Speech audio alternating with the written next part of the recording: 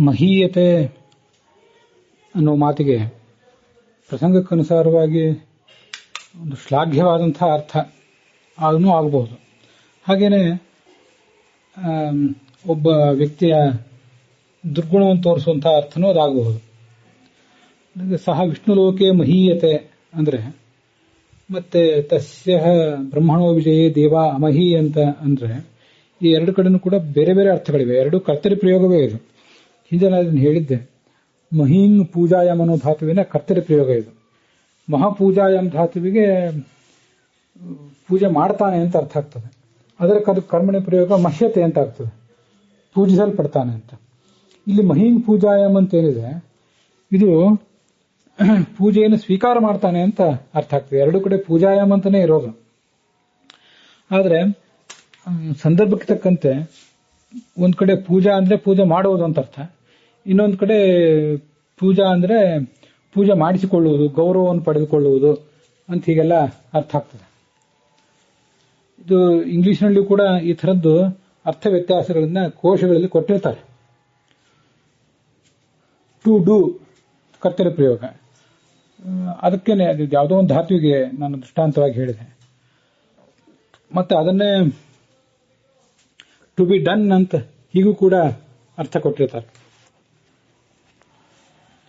ಉದಾಹರಣೆಗೆ ಬ್ರೇಕ್ ಅನ್ನುವಂಥ ಕ್ರಿಯಾಪದ, ಅದನ್ನು ನಾವು ಇಲ್ಲಿ ನೋಡಬಹುದು.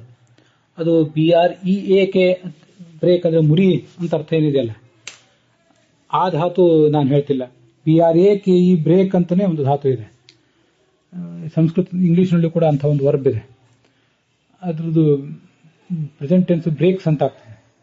ಮತ್ತೆ ಬ್ರೇಕಿಂಗ್ ಪಾಸ್ಟ್ ಟೆನ್ಸ್ ನಲ್ಲಿ ಮತ್ತೆ ಪಾಸ್ಟ್ ಪಾರ್ಟಿಸಿಪ್ ನಲ್ಲಿ ಬ್ರೇಕ್ಡ್ ಅಂತ ಆಗ್ತದೆ. ಹಾಗೊಂದು ಬೇರೆ ಕ್ರಿಯಾಪದ ಇದೆ.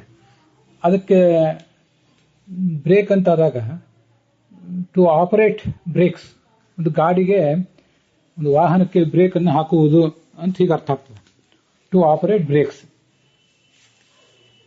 ಅಂತ ಹೀಗೆ ಪ್ರಯೋಗ ಮಾಡಿ brake the vehicle to stop,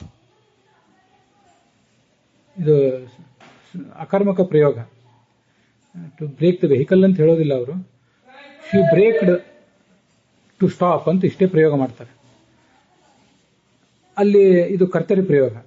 to be stopped or slowed, ಇದು ಇಲ್ಲಿ ಕರ್ಮಣಿ ಪ್ರಯೋಗ ಇದೆ.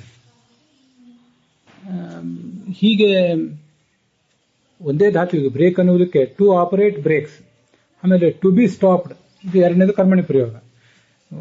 ಕರ್ಮಣಿ ಪ್ರಯೋಗವೇ ಆಗಲಿ ಅಥವಾ ಒಂದಕ್ಕೆ ಬ್ರೇಕ್ ಹಾಕುವಂತ ಅರ್ಥ, ಇನ್ನೊಂದಕ್ಕೆ ಬ್ರೇಕ್ ಹಾಕಿಸಿಕೊಳ್ಳುವುದು ಅಂತ ಅರ್ಥ. ಹೀಗೆ ಇಂಗ್ಲಿಷಿನಲ್ಲಿ ಅದನ್ನೆಲ್ಲ ಸ್ಪಷ್ಟವಾಗಿ ಕೋಶಗಳಲ್ಲಿ ಕೊಟ್ಟಿರ್ತಾರೆ. ಆದರೆ ನಮ್ಮ ಕೋಶಗಳನ್ನು ನಾವಿನ್ನೂ ಹಾಗೆ ಡೆವಲಪ್ ಮಾಡಿಲ್ಲ. ಮಹೀಂ ಪೂಜಾಯಾಮ್ ಮಹಾಪೂಜಾಯಾಮ್ ಅಂತ ಎರಡು ಧಾತುಗಳನ್ನು ಅಷ್ಟೇ ಹೇಳಿ ನಾವು ಬಿಟ್ಟು ಬಿಡ್ತೇವೆ.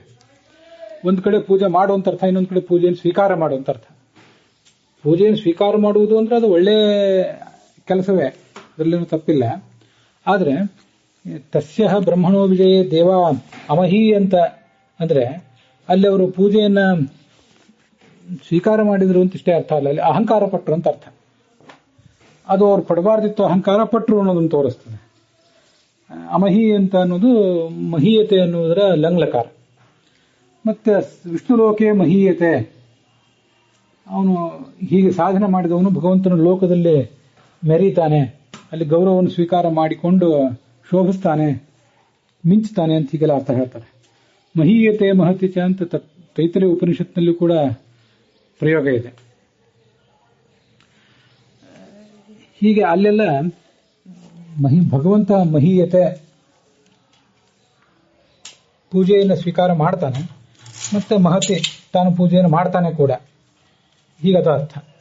ವಿಷ್ಣುಲೋಕೆ ಮಹೀಯತೆ ಅಂದ್ರೆ ಅದೂ ಕೂಡ ಗುಣವಾಚಕವೇ. ಹೀಗೆ ಇಲ್ಲೆಲ್ಲ ಅದು ಗುಣವಾಚಕ. ಆದರೆ ದೇವಾಹ ಅಮಹಿ ಅಂತ ಅಂದ್ರೆ ಅದು ದುರ್ಗುಣವಾಚಕ, ಅದು ಅವರ ಅಹಂಕಾರವನ್ನು ತೋರಿಸುವಂತಹ ಮಾತು.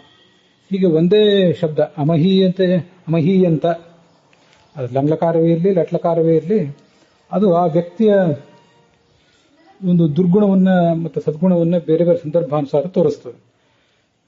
ಹಾಗೆ ಪ್ರಯೋಗ ಮಾಡಿದ್ರೆ ಎಲ್ರಿಗೂ ಅರ್ಥ ಆಗ್ತದೋ ಇಲ್ಲೋ, ಎಷ್ಟು ಅರ್ಥ ಆಗ್ತದೆ ಅಂತಂದ್ರೆ ಹೇಳೋದು ಕಷ್ಟ. ಅಂತೂ ಶಾಸ್ತ್ರದಲ್ಲಿ ಈ ಪ್ರಯೋಗ ಇದೆ. ಕಾಠಿಕೋಪನಿಷತ್ತಲ್ಲಿ ತಸ್ಯ ಬ್ರಹ್ಮಣೋ ವಿಜಯ ದೇವ ಅಮಹಿ ಅಂತ. ಗೆದ್ದದ್ದು ಪರಮಾತ್ಮ ದೇವದಾನವರ ಯುದ್ಧದಲ್ಲಿ.